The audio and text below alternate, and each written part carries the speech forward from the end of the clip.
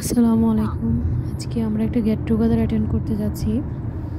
এখানে off day চলতেছে, তো চাইনিজরা অফ ডেতে ওরা গেট টুগেদার করে, পিকনিক করে, বিভিন্ন ট্যুরে যায়।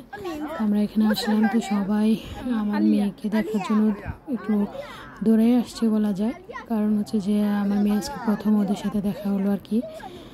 যাই হোক, একই তো ফরেনারদের বাচ্চা কেমন হয় এটার জন্য তাদের একটা কিউরিসিটি। তার পাশে হচ্ছে হ্যাঁ, ওরা আমাদেরকে খুব ফরেনার হিসেবে খুবই আদর করে বা আমাদের সাথে খুব ভালো সম্পর্ক।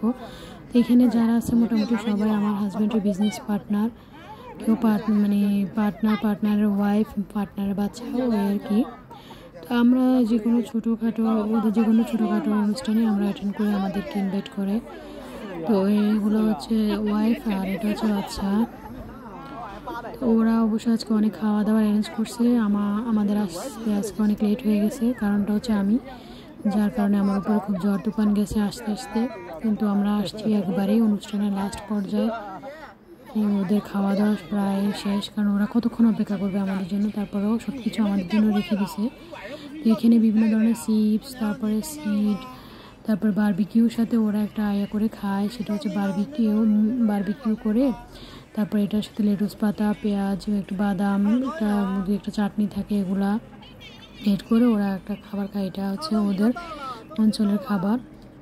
তারপরে ওই যে আমার মেয়ে দেখেন, আমার হাজব্যান্ডের কলিকের ওয়াইফের কাছে, আমাদের কাছেও আর নাই, সে এখন আমাদেরকে চেনে না, ও কোলে আছে সবার কাছে।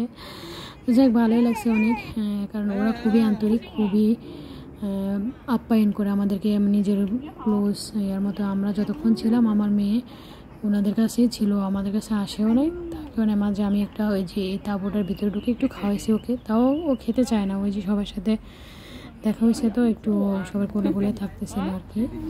যাই হোক, এটা হচ্ছে হটপট। ওরা আজকে হটপট বারবিকিউ সব কিছু অ্যারেঞ্জ করছে, অনেক খাবার। গেট টুগেদারে গেলে সবাই